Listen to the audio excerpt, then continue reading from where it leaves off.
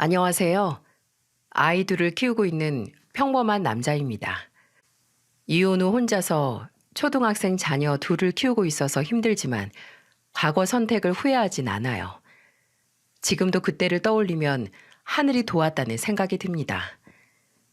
일찍 돌아가신 어머니가 저를 도왔다는 생각이 드네요. 중학교 때 사고로 어머니가 일찍 돌아가셔서 아버지가 혼자 저와 여동생을 키워주셨어요. 자식은 부모 팔자를 따라간다는데 제가 아버지 인생을 닮은 것 같네요. 그래도 부끄럽거나 숨기고 싶은 과거는 아니에요. 오히려 그런 시절을 겪고 자라선지 혼자서도 자식들 잘 키울 수 있다는 자신감도 생겨요. 특히 아버지가 많이 도와주시니까 오히려 힘이 더 납니다. 남들은 초등학생이나 되는 애들이 둘이나 있으면 이혼하면 안 되는 거 아니냐고 물어요. 게다가 남자 혼자서 아들은 몰라도 딸을 키우기 힘들 거라고 다들 걱정 가득한 말을 해줍니다. 하지만 오히려 저는 애들이 엄마라는 존재를 증오할 만큼 싫어하고 있어요. 요즘 애들 초등학교만 들어가도 눈치가 빤합니다. 이혼 당시에 장모까지 합세해서 집안을 뒤엎은 기억 때문에 애들이 엄마에 대한 기억이 안 좋은 것 같네요. 못난 아빠가 괜히 상처만 남긴 것 같아서 아직도 마음이 쓰입니다. 저는 이혼 전 사람 밑바닥이 어디까지인지 겪어본 사람이라 이제는 사람을 잘 믿지 않습니다. 믿었던 배우자의 외도는 저를 2번 죽이는 일이었습니다. 저도 인생 한 번 참 파란만장했어요. 지금은 버스 기사로 일하고 있지만 한때는 저도 잘 나가던 사업가였습니다. 의류 수출도 할 만큼 사업은 승승장구했어요. 저도 그때는 세상이 다 내 것 같다는 생각을 할 만큼 정말 잘 나가던 때였습니다. 돈 잘 버는 가장은 저녁 반찬이 다르다고 하죠. 대통령 밥상 부럽지 않게 퇴근하고 집에만 가면 늘 진수성찬이었어요. 특히 장모가 입만 열면 우리 사위 하면서 정말 아들처럼 챙겼습니다. 사위 사랑은 장모라는 말 그대로였어요. 어느 정도였냐면 장모가 제 칭찬을 하도 많이 해서 동네에 저를 모르는 사람이 없을 정도였답니다. 항상 장모는 아내보다도 제가 1순위였어요. 그럴 만도 했던 게 장모가 원하면 뭐든지 해주던 사람이 바로 저였으니까요. 경제적으로 부족하지 않으니 장모가 원하는 건 쉽게 해줄 수 있던 때였어요. 그때를 떠올려 보니 장모도 참 웃기는 사람인 게 갖고 싶거나 필요한 게 있으면 대놓고 말하는 게 아니라 은근히 티를 냈었어요. 한 번은 저를 굳이 집으로 부르는 겁니다. 늘 제가 살던 집을 제 집처럼 왔다 갔다 하던 장모가 굳이 처가에 들렸다 가라면서 부르는 거예요. 그래서 그때는 어렸던 아들, 딸을 데리고 아내까지 4식구가 가봤어요. 그런데 장모가 어디서 냄새부터 코를 찌르는 신김치를 꺼내놓는 겁니다. 어린애들이 신김치를 좋아하지도 않았고 식구들 중에 신김치를 좋아하는 사람이 없었어요. 그래서 저는 코를 막으며 장모한테 말했습니다. 장모님, 김치가 맛이 제대로 간 것 같은데요? 정말? 내가 비염이라 냄새를 못 맡았네. 하필 김치 냉장고가 고장나서 김치가 죄다 맛이 갔어. 아유, 먹을 게 없는데 어쩌지? 김치 냉장고가 고장이 났다고요? 그럼 김치는 다 어디에 두세요? 다 맛이 갔는데 버려야지. 식구들 중에 누가 신김치 좋아하는 것도 아니고. 에휴, 김치 냉장고 오래되니까 수리받아도 금방 고장이 나. 지금도 신김치를 다 어떻게 해야 되나 모르겠네. 이번에 또 고쳐도 금방 고장 날 텐데. 오래된 것들은 아무튼 죽어야 되네. 쓸모가 없어. 나도 죽어야지. 나이 들면 죽어야지. 장모님, 뭘 또 그렇게까지 말하세요. 제가 김치 냉장고 하나 새로 해드릴게요. 뭐? 아유, 우리 사위는 진짜 자식보다 낫다니까. 자네 아버지는 밥 안 먹어도 배부르시겠어. 이래서 남자가 돈을 잘 벌어야 집안이 화목한 거야. 자네 장인이 능력만 있었어 봐. 내가 이혼도 안 하고 떠받들고 살았지. 애들 앞에서 그런 말 좀 삼가하세요. 요즘 애들 빨라서 눈치로 알아들어요. 아니, 난 갑자기 김치 냉장고가 생기니까 기분이 좋아서. 내가 좀 주책이네. 그럼 우리 신김치 치우고 외식하자. 그리고 바로 김치 냉장고 보러 가. 쇳불도 당김에 빼라고. 얼른 가야지. 장모는 신이 잔뜩 나서 콧노래를 부르면서 차렸던 밥상을 치우는 겁니다. 누가 봐도 속이 훤히 다 보였어요. 꼭 이렇게 필요하거나 갖고 싶은 게 있으면 꼭 돌려서 말을 하고는 했습니다. 대놓고 말한다고 안 사드리는 것도 아니었는데 꼭 저런 식이었죠. 돌려 말하다가 제가 사준다고 하면 이혼한 장인 욕을 했습니다. 저와 아내가 결혼하기 전 장모와 장인은 이혼한 상태였어요. 장모 말로는 장인이 경제적으로 능력도 없고 퇴직하고 밥만 축낸다고 이혼했다는 말을 늘어놨어요. 그때 큰아들이 초등학교 1학년, 막내딸이 유치원생이라 눈치가 훤했어요. 듣는 저도 민망할 정도인데 애들은 또 어떻겠어요? 그래서 제가 장모를 말렸는데 아내는 그런 장모를 보고도 아랑곳하지 않았습니다. 이미 이혼하고 서류 정리까지 끝났는데도 장모는 장인을 능력 없는 늙은이라면서 욕했어요. 듣는 제가 다 민망해서 장모를 말렸죠. 그렇게 장인 욕을 하다가 원하던 걸 손에 넣으면 우리 사위 하면서 엄지를 들어 보이면서 제 칭찬을 늘어놨습니다. 처가에 있는 낡은 김치 냉장고를 바꿔주고 얼마 뒤 오랜만에 이른 퇴근을 하던 날이었는데 동네 가게를 갔다가 장모를 마주친 거예요. 그런데 주변에 동네 아줌마들 잔뜩 모아놓고 왁자지껄 웃으면서 대화를 하고 있는 것 같았습니다. 그래서 그냥 가볍게 인사만 하고 가려는데 장모가 저를 목청 큰 목소리로 부르면서 와보라며 손짓을 하는 거예요. 왜 부르나 싶어서 갔는데 장모는 제가 가까이 가자 제 팔짱을 끼고는 자랑을 하듯 말했어요. 얼마 전에 김치 냉장고 바꿔준 우리 사위.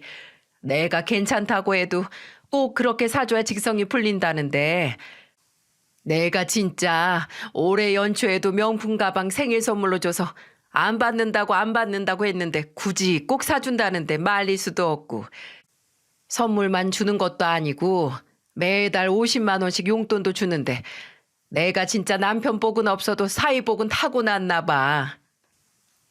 저는 어리둥절한 채로 장모의 호들갑에 어색하게 웃기만 했네요. 장모 친구들은 하나같이 저를 보며 이렇게 말했습니다. 사위가 열아들 안 부럽네 정말. 이러니 장모가 자식 자랑보다 사위 자랑만 하지. 입만 열면 사위 자랑이라니까. 아유, 사위 없는 사람 부러워서 어디 살겠어? 장모는 별것도 아니라는 식으로 말하면서 어깨를 으쓱하고는 뿌듯한 얼굴로 제 팔짱을 낀 채 서 있었습니다. 그동안 동네에서 제 얘기를 얼마나 하고 다녔으면 동네에서 장모를 아는 사람은 전부 다 저를 알고 있었어요. 그때는 그냥 장모가 기분이 좋아서 기분 낸다고 생각했습니다.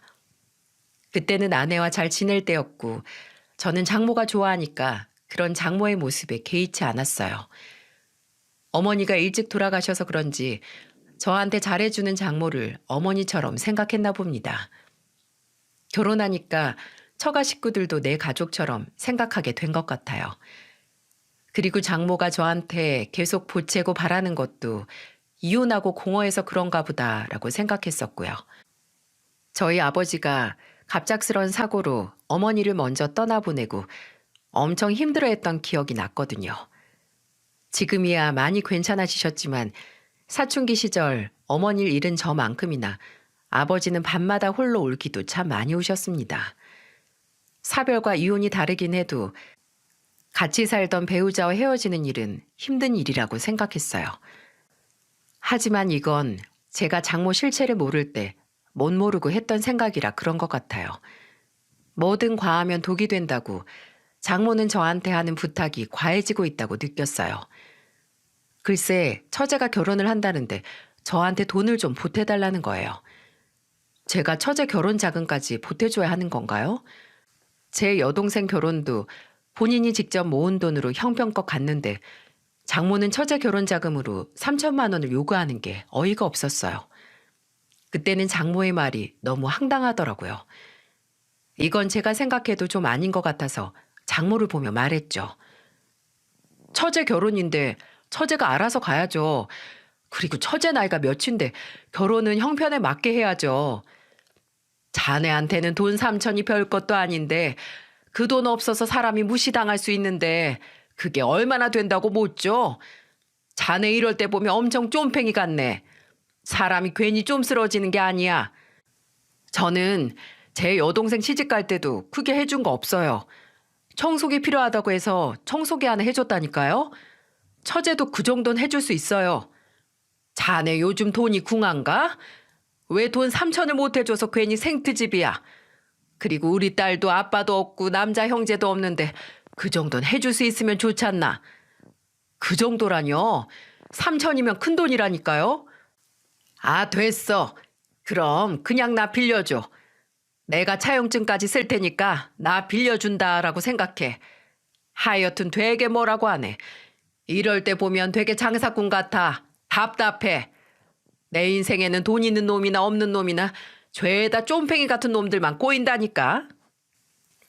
그동안 입만 열면 우리 사위 하던 장모는 돈 3천에 갑자기 돌변하면서 제가 쫌팽이 같다고 말하는 겁니다. 근데 지금 생각해도 저는 제가 왜 처제 결혼에 돈을 해줘야 되는지 이해가 안 가요. 제가 자발적으로 해주겠다는 것도 아니고 장모는 저한테 돈 맡겨둔 사람처럼 말하니까 해주고 싶던 마음도 싹 사라지는 지경이었어요.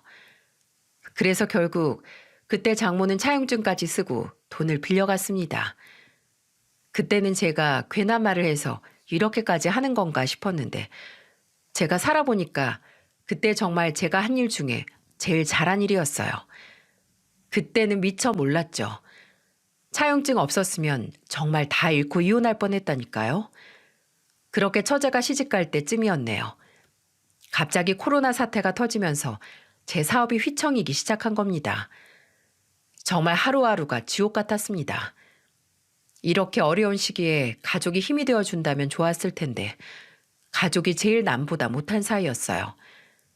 그래도 하나 얻은 게 있다면 나한테 도움이 될 사람과 아닌 사람을 확실히 걸러낼 수 있던 게 인생 전반에 더 이득이었던 것 같네요. 그러고 보면 코로나가 제 인생을 전반적으로 많이 흔들었네요. 결국 제 사업은 하늘길이 막히면서 수출은 완전히 막혀버리고 말았어요. 그리고 저와 같이 일하던 거래처들이 연쇄 부도가 나기 시작했고 제 사업도 버티지 못하고 최종 부도가 났습니다. 열심히 키워온 회사가 하루아침에 부도가 나니까 모든 게 다 허망했어요. 정말 잘 키워서 더 잘 살아보고 싶던 꿈이 깨지자 안락했던 제 가정도 무너져 내리기 시작했습니다. 가난이 대문으로 찾아오면 사랑이 창문으로 도망간다고 제가 딱 그 꼴이었네요. 그리고 그런 상황에 제일 저를 벼랑으로 내몰았던 사람이 장모라는 사람이었어요. 오히려 같이 일하던 주변 사람들이 저한테 현실적으로 많은 도움을 줬어요. 다시 사업가로 재기하는 건 어려웠지만 아직 사지 멀쩡한 40대 초반 가장이 못할 게 뭐가 있겠습니까? 아직 초등학교를 졸업도 못한 자식이 둘이나 있으니까 제가 옛날 명성에 젖어서 울고만 있을 수 없었어요. 그래서 저는 일종 대형 면허를 준비하기 시작했고요. 운전도 기술이라고 평소 운전을 좋아하기도 했고 운전만큼은 자신이 있었습니다. 그래서 일종 대형 면허 준비를 하려고 필기시험 책을 들고 집으로 오는데 장모가 저희 집에 있는 거예요. 딱 보니 얼굴에 불만이 한가득이었죠. 저는 그때쯤 알게 된 새로운 사실이 있어요. 세상에서 엄마랑 단짝 친구처럼 친한 여자는 위험하다는 사실을요. 제 사업이 망하고 부도까지 나니까 아내는 장모한테 미주알 고주알 전부 전달하기 시작했습니다. 그러니 장모는 저랑 일했던 사람처럼 제 상황을 전부 알고 있었어요. 그래서 그날도 제가 버스 기사가 되겠다고 준비한다는 말을 아내한테 듣고는 화가 나서 달려왔던 거예요. 장모는 필기책을 들고 있는 저를 노려보면서 말했습니다. 사업이 망했으면 다른 사업을 해야지. 왜 버스 기사를 하겠다는 거야? 그걸로 몇 푼이나 번다고. 그리고 왜 용돈은 마음대로 끊고 그래? 생활비도 빠듯한데 장모님 용돈을 어떻게 드려요? 사업이 일반 가게 차리는 것도 아니고 지금 시국에 하던 사업도 망하는데 새로 사업 시작해도 가망이 없다니까요. 생각이 있으면 돈 되는 일을 찾을 생각을 해야지. 쪽팔려서 버스 기사가 뭐야, 버스 기사가. 지금 목구멍이 포도청인데 버스 기사가 뭐가 어때서요? 버스 기사에서 입에 겨우 불칠이나 하겠지. 벌써 용돈부터 끊는 거 봐. 내가 진짜 속이 터져서 그래. 저도 장모님 이러실 때마다 속이 터져요. 우리 제발 형편껏 좀 살아요. 지금 사치 부리면 큰일 나요, 정말. 장모는 용돈을 왜 끊었냐며 괜히 저한테 화를 내면서 절 탓했어요. 사람이 누울 자리를 보고 발을 뻗으랬다고 지금 본인 용돈 타령하는 게 말이 됩니까? 그놈의 용돈 타령하면서 몇 날 며칠을 저를 괴롭혔어요. 근데 아내도 어이가 없던 게 그런 장모를 말리지도 않고 옆에서 가만히 보고만 있는 거예요. 이런 사람을 제가 애들 엄마라고 잠시나마 믿고 살았던 게 한심스럽네요. 이뿐만이 아니었어요. 제가 경제적으로 능력을 잃자 장모는 거의 사람 취급을 안 하는 겁니다. 근데 사실 그전부터 말로는 우리 사위라고 했지만 그냥 돈줄이라고 생각했던 것 같아요. 그러니까 제가 망했을 때 아예 인간 대접도 안 했겠죠. 저는 먹고 살아보겠다고 발에 불이 나게 뛰어다니는데 장모는 정말 거머리처럼 붙어서 제가 아직도 돈 나오는 기계인 줄 알았나 봐요.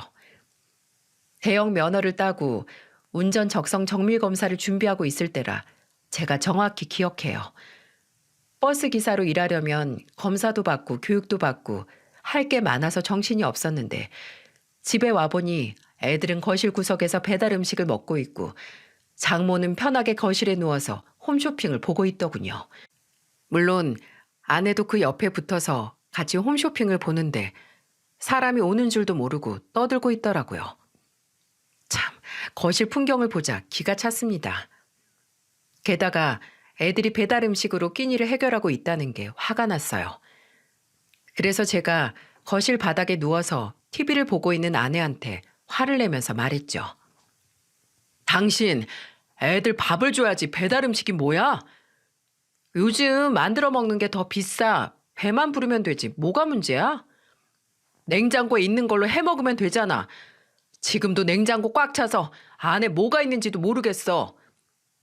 왜 그래 대체?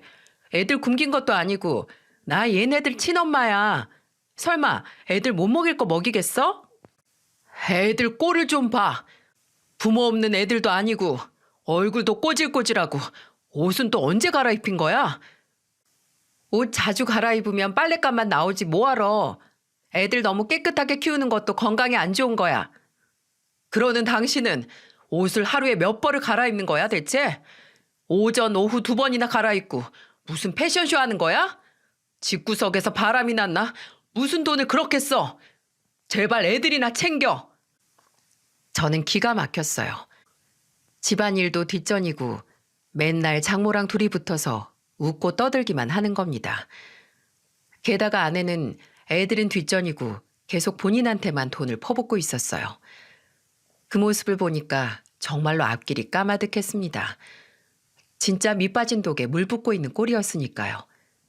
그런데 그 엄마의 그 딸이라고 되려 저를 보며 소리쳤어요. 밖에서 기 못 펴는 남자들이 꼭 집에 들어와서 바가지 긁지. 자네가 능력만 있었어도 집에서 진수성찬을 차렸겠지. 내가 자네 사업할 때 얼마나 잘해줬는지 기억 안 나? 돈 벌면 사이고 돈 못 벌면 사람도 아닙니까? 남자가 돈 못 벌면 구실 못하는 거지.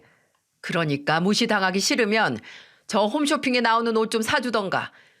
그럼 내가 완전히 망한 거 아니라고 인정해 줄게. 제가 왜 장모님한테 인정을 받아요? 밑 빠진 독에 물 붓는 것도 아니고 내가 돈 있어도 내가 움켜쥐고 있다가 내 자식한테 쓸 거니까 둘 다 집에서 나가요.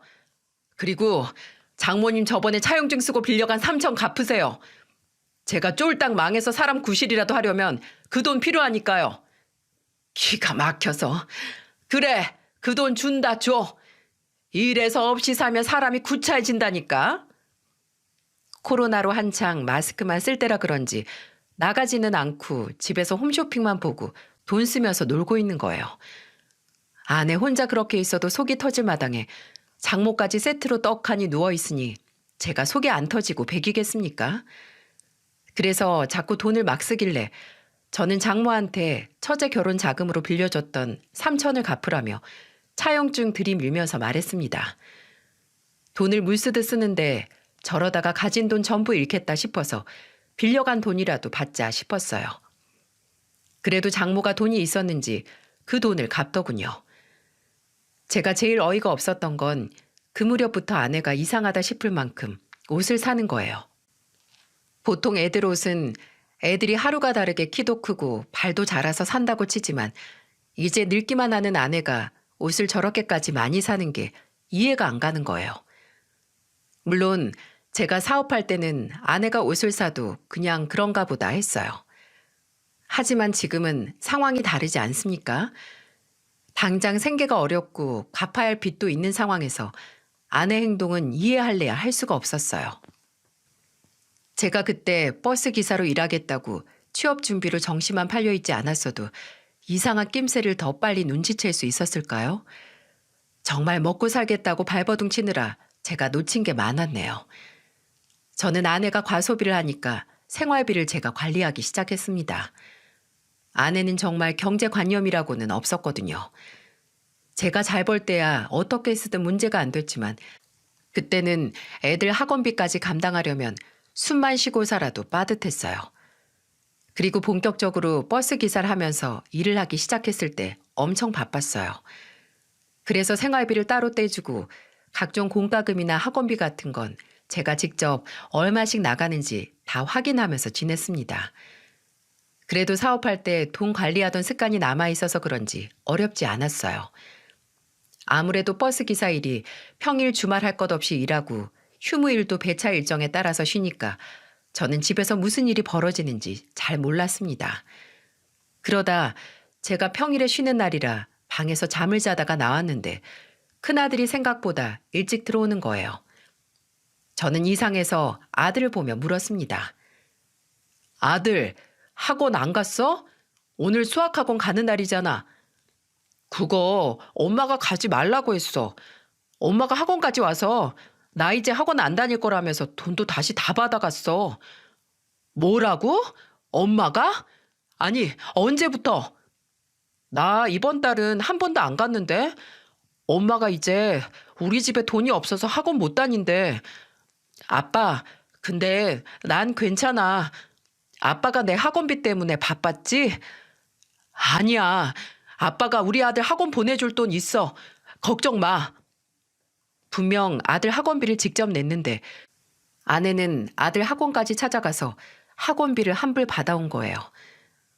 아들이 일주일에 2번 가는 학원이었는데 한 달 가까이 모르다가 마침 학원 가는 날이랑 겹쳐서 제가 딱 알게 됐던 겁니다.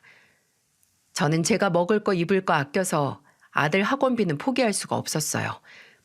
똘똘한 큰아들 공부라도 잘할 수 있게 조금이나마 도와주고 싶었습니다. 그런데 엄마라는 사람이 아들 학원비를 빼돌린다는 게 말이 되나요? 제가 학원비를 카드로 결제 안 하고 계좌 이체를 해서 현금으로 그 돈을 가져갔다고 생각하니까 화가 났어요. 사람이 아무리 정신이 나갔어도 애들 생각은 해야 되는 거 아닌가요? 이런 사람과 제가 10년 세월을 살았다는 게 지금도 소름이 끼쳐요. 그때 아들이 학원비를 아내가 가져갔다는 말을 하니까 눈이 돌아버려서 아내한테 전화해서 당장 들어오라고 했습니다. 그러자 아내도 제가 화를 내며 소리치자 당황한 목소리로 대답을 하고는 1시간쯤 지나자 집에 오더군요. 아들 학원비 빼돌려서 화장품에 옷만 샀는지 못 보던 옷에 액세서리를 하고 있었어요. 저는 기가 막혀서 말했습니다. 제정신이야? 지금 그 옷, 귀걸이, 목걸이 다 네 아들 학원비로 산 거야? 그거 몇 푼이나 한다고 그걸로 사. 다 있던 거야. 몇 푼? 너는 그거 몇 푼이나 한다고 그 돈을 가져가는데 나는 아들이 너처럼 클까 봐 겁이 난다. 당장 그 푼돈 내놔. 그걸 왜 내놔? 다 쓴 지가 언젠데. 그거 몇 푼 되지도 않아서 옷 사고 밥 먹으니까 끝나더라. 엄마들 모임에서 엄마가 없어 보이면 그것도 애들 기죽이는 거 몰라? 다른 엄마들은 온몸에 명품을 칠갑을 하고 나왔는데 나만 그냥 나가냐고. 아주 정신이 나갔네. 당신 이런 사람인 거 다른 엄마들이 알면 그게 더 내 아들 얼굴에 똥칠하는 거야. 당신 그 가방이라도 팔아서 학원비 찾아와 얼른. 그 돈 안 벌어오면 당장 내 집에서 쫓아낼 줄 알아. 저는 너무 화가 나서 아내한테 악을 쓰며 소리쳤습니다. 진짜 기가 막히더라고요. 세상에 어떤 부모가 애들한테 쓸 돈 빼돌려서 자기 치장하는 돈에 쓰나요? 저는 망하고 나서 가지고 있던 명품 시계도 팔고 차도 팔았는데 아내는 그놈의 가방에 맞게 옷에 신발까지 맞춰 산다면서 망하고도 정신을 못 차리는 거예요. 그래서 저는 그때 아내한테 남아있던 가방까지 전부 팔아버렸습니다. 그래서 다시 아들 학원도 등록하고 오랜만에 저녁에 고기도 사줬네요. 그런데 그때부터 아내가 의심이 드는 겁니다. 솔직히 나가서 일을 하는 것도 아닌데 맨날 아침부터 일찍 치장하고 나갈 채비를 하는 게 이상했어요. 무슨 엄마들 모임을 간다는데 동네 엄마들이 그렇게 자주 모인다는 게 이해가 안 갔습니다. 제가 너무 바빠서 잘 모르다가 정말 우연한 기회에 알게 됐어요. 오랜만에 주말에 애들 학교 쉬는 날에 맞게 쉬게 된 날이었어요. 오랜만에 쉬니까 애들 데리고 어디 근처라도 나가보려고 했어요. 그런데 아내가 주말에도 어딜 나가려고 하는 거예요. 저는 퉁명스럽게 물었어요. 당신은 또 어딜 나가? 오늘 등산 모임 있어. 애들 밥 좀 챙겨줘. 무슨 모임이 그렇게 많아? 나는 그럼 집에서 애들만 보라는 거야? 애들만 보는 것도 아니잖아. 무슨 돈이 샘솟니? 다 내 돈이니까 신경 꺼. 이쯤부터였던 것 같습니다. 아내가 계속 외출을 하고 늦게 들어오고 있다는 걸 눈치챘던 거요. 아침 일찍 나가서 일하고 밤늦게 들어오니까 제가 몰랐던 게 많았어요. 주말인데도 나가겠다는 아내랑 더 싸우고 싶지 않아서 마음대로 하라고 했습니다. 애들 앞에서 계속 싸우는 모습만 보여주고 싶지도 않았고 말린다고 안 나갈 사람도 아니었고요. 그래서 그냥 애들만 데리고 오랜만에 놀이공원도 다녀오고 예전처럼 즐겁게 지냈습니다. 하루 종일 놀다가 저녁 때쯤 집에 왔는데 아내가 아직도 집에 안 들어온 게 이상했어요. 밤 9시가 넘어도 집에 안 오길래 너무 이상하다 싶어서 전화를 하려는데 마침 아내가 들어왔더군요. 그런데 그때 아내 차림이 가장 수상했어요. 아침에 입고 나간 그 옷 그대로 똑같은 차림인데 누가 봐도 산에 다녀온 행색이 아닌 겁니다. 머리카락 한 올 땀에 젖은 티가 안 났고 게다가 땀 냄새도 안 났어요. 이렇게만 들어도 너무 수상하지 않나요? 결정적인 건 하나 더 있었어요. 산에 갔다 왔는데 신발에 흙먼지가 하나도 없는 겁니다. 저는 너무 이상해서 아내를 추궁하며 물었습니다. 산에 갔다 온 거 맞아? 머리부터 발끝까지 땀이며 흙먼지 뒤집어 쓴 흔적이 없네. 요즘 산 밑에 먼지 터는 기계 있는 거 몰라? 바람만 쏴도 땀이 식고 먼지 다 날아가. 무슨 기계가 그렇게 먼지를 잘 털어주는데 누가 보면 어디 들어갔다 나온 줄 알겠네. 왜 생사람을 잡아? 진짜 당신 그 버릇부터 고쳐. 누구 피 말려 죽이려고 그래? 무슨 피를 말려? 내가 무슨 말을 했다고 과민 반응이야? 내가 말을 말아야지. 그만하고 애들이랑 계속 놀아. 별말도 안 했는데 펄쩍 뛰면서 화를 내니까 더 이상하더라고요. 저는 아내가 화장실 간 사이에 신발을 더 자세히 봤는데 정말 흙을 밟았던 신발 같지 않게 너무 깔끔한 겁니다. 이때부터 정말 이상했어요. 그리고 그동안 아내의 행적이 너무 이상해서 저는 심부름센터에 의뢰를 했습니다. 너무 수상해서 알아봐야겠는데 제가 바쁘니 이렇게라도 뒷조사를 하게 된 거예요. 의뢰를 하면서도 제가 이런 일을 알아볼 생각도 못했는데 누가 봐도 외도가 의심되는 상황인데 어떻게 가만히 있을 수 있겠어요? 제 머리가 너무 복잡했어요. 제가 괜한 짓을 하는 건 아닌지 애들한테 아직 엄마가 필요하면 어떡하나 고민이 많아졌습니다. 게다가 일찍 엄마를 잃고 커본 저였기에 아내가 지금 뭐라고 돌아다니는지 가장 중요했어요. 섣불리 의심하고 싸우는 것보다 확실하게 증거를 잡고 움직이는 게 낫다고 생각했죠. 그래도 끝까지 마지막 의리로 제발 바람피는 건 아니길 바랬습니다. 아무리 막장이어도 사람이 그렇게까지 막장일까 싶었습니다. 하지만 제가 마주한 현실은 상상 그 이상이었어요. 맨날 장모랑 둘이 붙어 다니던 아내가 어마어마한 일을 벌이고 있었거든요. 정말 눈으로 보고도 믿을 수가 없었어요. 심부름 센터를 통해서 전달받은 증거사진과 영상들을 확인하고 분노가 치솟았습니다. 그런데 하필이면 바람도 왜 이런 놈이랑 피나 싶게 어처구니가 없는 상대였어요. 상간남은 사기 전과 오범에 집도 고시원을 전전하는 사람이었던 거예요. 그런데 또 차는 외제차만 렌트해서 다니는 게 겉멋만 잔뜩 든 정신 나간 사람이구나 싶었습니다. 웃긴 건 장모가 그 상간남이랑 같이 셋이 둘러앉아서 갈비를 먹고 있었다는 거예요. 이제 와보니 아내는 장모랑 똑같은 수준의 사람이었던 거죠. 진짜 어이가 없었어요. 장모라는 사람이 딸 외도를 돕나요? 아내 옷을 보니까 장모가 갑자기 아프다고 전화가 왔다면서 급하게 나가던 날이었습니다. 제가 그때 아내가 수상해서 옷이나 신발을 유심히 볼 때라 정확히 기억해요. 장모까지 합세해서 아내 외도를 돕고 있었으니 제가 진짜 기가 막혀서 미치는 줄 알았다니까요. 그때 제 배신감은 지금도 느껴져요. 아무래도 아내를 보면 크게 싸울 것 같아서 저는 아버지한테 애들을 맡기고 혼자 집으로 갔습니다. 정말 애들 앞에서 그만 싸우고 싶었어요. 한 번 보고도 얼마나 충격이 컸는지 눈앞에서 한 번 본 사진 잔상이 떠다니는 것 같았죠. 저는 아버지 집에 애들을 맡기고 허겁지겁 집으로 갔습니다. 그런데 아내가 거실에 누워서 세상 모르고 자고 있길래 저는 고성을 지르며 소리쳤어요. 당장 일어나! 일어나서 짐 싸들고 내 집에서 당장 나가! 뭔데 또!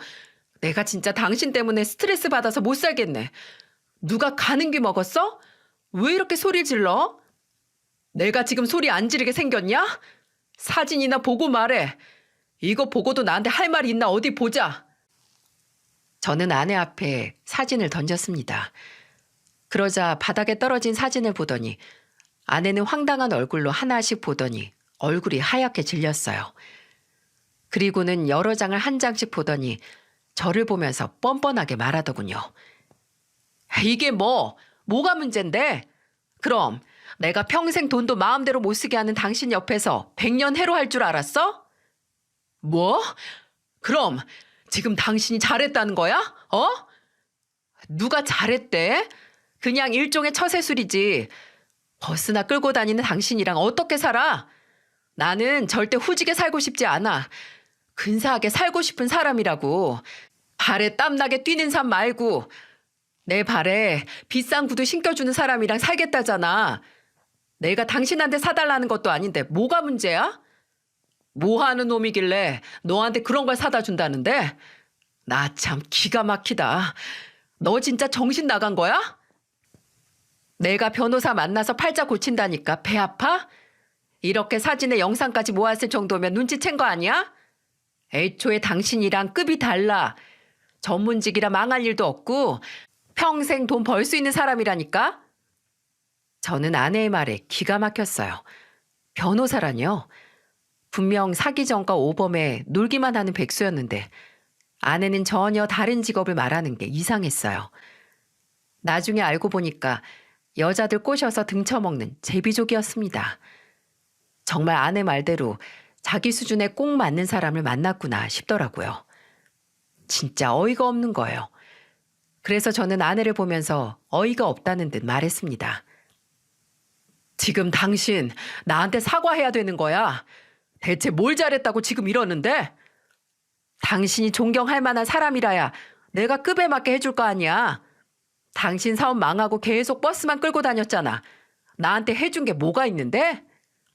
나 당신 바람난 동안 애들 챙기고 키우느라 바빴어. 그러고도 당신이 애 엄마야? 생각이라는 걸 하고 살아야 부끄러운 줄도 알지. 그럼 당신이 데려가서 키워. 아주 잘 키우겠네. 구질구질하게 애들들 줄줄 소세지처럼 달고 가서 키워봐 어디. 너나 네 인생 신경 써. 그리고 당장 짐 싸들고 나가. 나 절대 그냥 못 넘어가. 이거 다 증거로 써서 고소할 거야. 나 절대 가만 안 둘 거야. 그리고 당장 내 집에서 나가. 저는 아내를 보면서 집에서 나가라며 소리쳤어요. 아내는 뭐가 그렇게 당당한지 계속 궁시렁거리면서 짐을 싸더니 장모 집으로 가겠다고 나가버렸습니다. 저는 정말로 기가 막혔어요. 저런 사람인 줄도 모르고 그 세월을 지나온 게 화가 나고 거기에 장모까지 껴서 놀아났다는 게 참을 수가 없었습니다. 정말 아내한테 걸 수 있는 고소는 전부 걸어서 먼지 하나도 안 남기고 다 털어낼 생각이었어요. 그렇게 다음 날 애들을 데리고 집에 들어오는데 장모가 아내를 끌고 집에 찾아온 거예요. 저는 집에 애들이 있으니까 나가서 얘기하자면서 장모를 끌어냈지만 장모는 막무가내였어요. 애들은 갑자기 화를 내는 장모를 보고 제 뒤로 숨어버렸습니다. 그리고는 거실 한가운데서 저한테 삿대질을 하면서 말하더군요. 내가 기가 막혀서 그냥 넘어갈 수가 없네. 너 같으면 버스나 끌고 다니는 사람을 사이로 두고 싶겠어? 나도 변호사 사이 좀 보고 떵떵거리고 살아보려는데 태클을 거네. 이게 다 사업 쫄딱 망한 네 탓이잖아. 고분고분 이혼해도 모자랄 판에 이게 무슨 개 같은 상황이야? 뭘 고소해? 뭐요? 진짜 그 엄마의 그 딸이라고 뻔뻔하네 진짜. 내가 가만둘 것 같아? 당신들 다 고소할 거야. 그리고 평생 애들도 못 보게 내가 양육권도 절대 못 넘겨. 원하는 게 뭔데? 서로 힘 빼지 말고 쉽게 가자니까. 그냥 우리가 양육권도 주고 삼천까지 해서 줄 테니까 깔끔하게 이혼해. 내가 누구 좋으라고 순순히 이혼을 해주는데요. 그러니까 돈 준다고 하잖아. 돈 줄 테니까 깔끔하게 이혼하라고. 그럼 5천까지 줄게. 이쯤에서 제발 먹고 떨어져. 둘이 붙어서 거지처럼 사느니 떨어져서 고고하게 사는 게 100배 낫지. 이게 식구들 다 사는 길이라고. 먹고 죽을래도 돈 없을 장모가 어디서 돈이 났는지 저한테 5천을 주겠다는 거예요. 정말 그 상간남을 변호사라고 철석같이 믿고 있는 눈치였습니다. 기왕 이렇게 된 거 돈이나 받아내자 싶었어요. 그래서 저는 이 어이없는 상황에 합의 이혼을 해주는 명목으로 5천만 원의 양육권, 양육비까지 챙기자고 다짐했네요.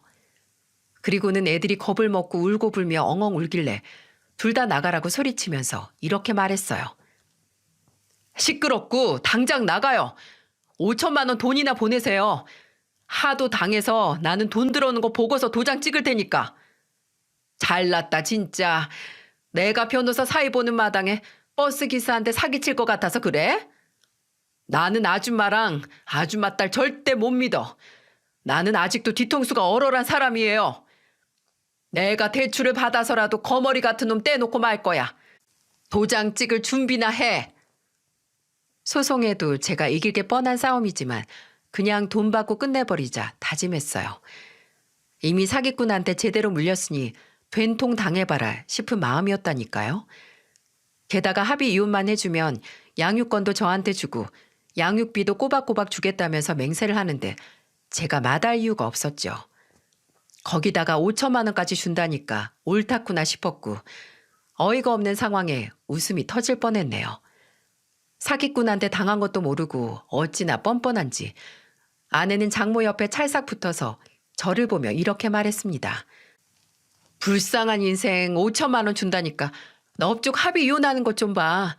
아유, 딱 인생이 그 정도지. 저는 기가 차서 주머니에 있던 10원짜리를 꺼내서 아내 얼굴에 던지며 말했어요. 네 인생은 딱 10원짜리야. 어디서 쓰레기 냄새 난다. 당장 둘 다 나가. 아주 쓰레기들끼리 뭉쳐있으니까 악취가 난다. 악취가 나. 당장 썩 안 나가? 그날 결국 둘이서 쌍으로 와서는 집안을 쑥대밭을 만들고 갔어요. 진짜 뭐가 그렇게 잘났는지 헛소리만 짓거렸습니다. 세상에 사기꾼한테 누가 당하나 싶었는데 저런 사람들이 당하는 거였어요. 그런데 집에 있던 애들이 장모가 하도 고래고래 소리를 지르고 가서 제가 말 안 해도 눈치로 다 아는 것 같았습니다. 제가 아버지로서 애들한테 상황을 잘 설명해 줘야겠구나 생각했어요. 그래서 놀란 얼굴을 하고 있는 아들과 딸을 불러놓고 말했습니다. 엄마랑 아빠가 이혼해서 이젠 이렇게 새 식구 살아야 해. 너희들이랑 깊게 상의 못한 건 미안하구나. 아빠, 아니야. 할머니 왔을 때 나도 다 들었어. 그동안 아빠한테 말은 못했는데 아빠 회사 가면 엄마 맨날 집에서 큰 소리로 통화하는 것도 싫었어. 맨날 나갔다 온다 하고 밥도 안 주고 나 너무 힘들었어. 나 엄마도 외할머니도 다 싫어. 아들은 그동안 엄마 때문에 힘들었다면서 하소연을 했어요.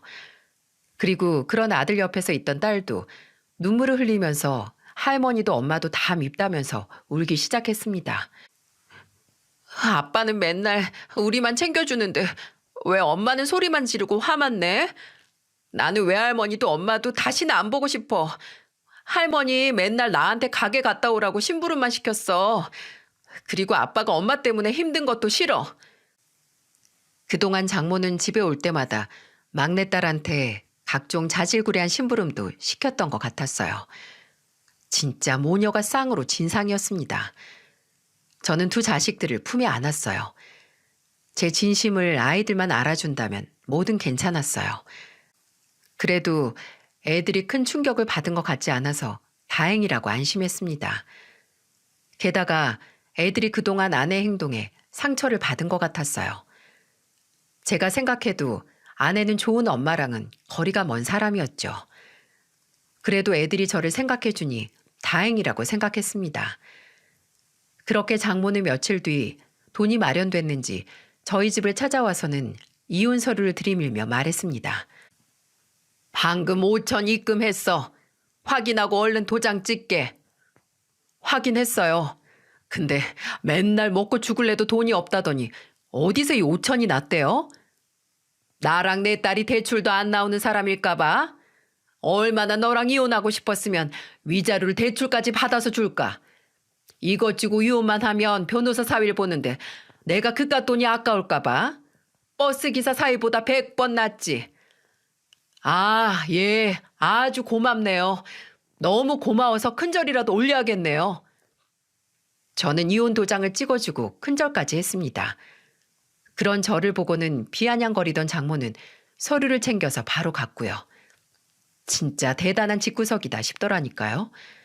저런 집안과 이혼한 게 저는 정말 잘한 일이라고 생각했어요. 묵었던 채증이 내려가듯 속이 다 시원했습니다.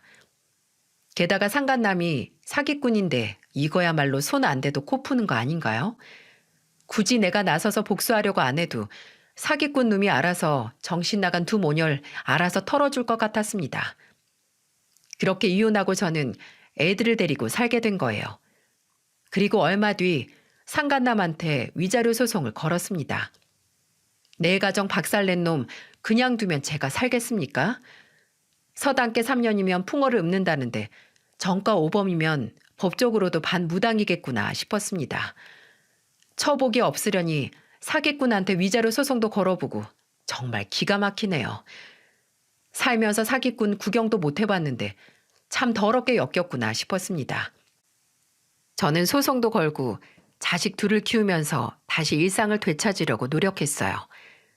제가 성실하게 일하는 거 말고는 답이 없었고 저만 믿는 자식을 위해서라도 제가 더 강해져야 했죠.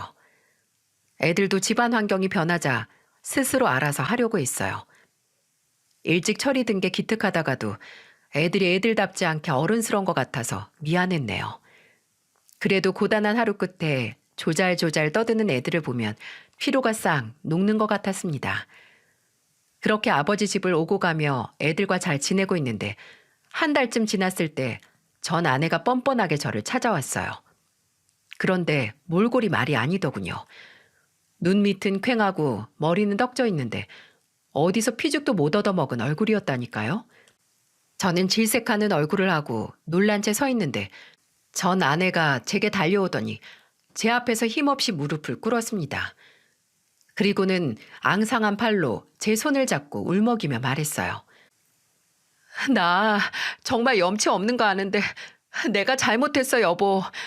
미안해, 정말. 당신 아직 화 많이 났지? 그래도 우리 딸리네가 둘이나 있는데 다시 한번 잘해보면 안 될까? 당신 운전하면서 혼자서 애들 어떻게 키우려고. 너랑 내가 무슨 사이길래 애들을 같이 키워? 애들도 당신 안 보고 싶대. 얼른 가. 나 지금 애들 학교 데려다주고 나가봐야 되니까 저리 비켜. 내가 네 말이라면 콩으로 매줄 쓴다 해도 안 믿어. 여보, 진짜 내가 잘못했어. 나 정말 이제 정신 차렸어. 제발. 네 엄마 찾아가. 나는 너랑 이제 아무 관련 없는 사람이라니까? 엄마 찾아가서 살려달라고 해. 이혼할 때 준 돈 대출 끌어온 건데 그 빚 때문에 너무 힘들어. 우리 그냥 다시 합쳐 살자. 지금 소꿉놀이해? 이 가정을 깬 사람은 내가 아니라 너야. 야, 너라면 너 같은 사람 데리고 평생 살겠어? 머리에 무슨 총 맞은 것도 아니고 다시는 나타나지 마. 저는 울면서 애걸복걸 매달리는 전 아내를 떨쳐버렸습니다. 그리고는 가버리라고 말했는데도 계속 매달렸어요. 그런데 그때 애들이 학교 가려고 나오다가 저와 전 아내를 본 거예요. 그런데 큰아들이 그 모습을 보고는 전 아내를 보며 소리쳤습니다. 우리 아빠 괴롭히지 말고 당장 가요. 엄마야, 아들. 엄마 안 보고 싶었어? 전혀 안 보고 싶었어요. 그러니까 제발 우리 아빠 좀 그만 힘들게 해요. 큰아들은 전 아내의 애원에도 매몰쳤어요. 정말 엄마라는 존재를 증오하는 것 같았어요. 그리고 큰아들은 혹시나 전 아내가 둘째 딸한테도 매달릴까 봐 걱정됐는지 동생까지 챙겨서 차로 먼저 갔어요. 그날 제가 쉬는 날이라 애들 데려다 주려고 나왔다가 전 아내를 보고는 어처구니가 없었습니다. 그런데 두 모녀가 작정을 했는지 전 장모도 저한테 전화를 해서는 우는 소리를 했어요. 나는 사기꾼인지도 모르고 우리 하나 있는 사위한테 내가 못할 짓 했네. 나는 안 받아주더라도 제발 내 딸만이라도 다시 같이 살 수 없을까? 둘이 1+1으로 다닐 땐 언제고 이제 와서 딸만 데려가라고요? 나는 당신들이랑 2번 다시 안 엮일 거니까 끊어요. 그날 두 모녀의 상태를 보니 사기꾼한테 제대로 당했다는 걸 알게 됐어요. 그날 이후 저는 살던 집을 정리하고 아버지 집으로 들어갔습니다. 뻔뻔하게 애들 찾아올까 봐 겁이 나서요. 몇 번 전화를 하길래 번호도 아예 바꿔버렸어요. 이제는 아예 소식도 모르고 속이 다 시원합니다. 다행인 건 이런 더러운 꼴 보기 전에 받을 돈 다 받았다는 거예요. 참 억울할 뻔했는데 돈이라도 챙긴 게 어딘가요? 이혼 후 애들도 훨씬 더 안정적으로 학교를 잘 다니고 있어요.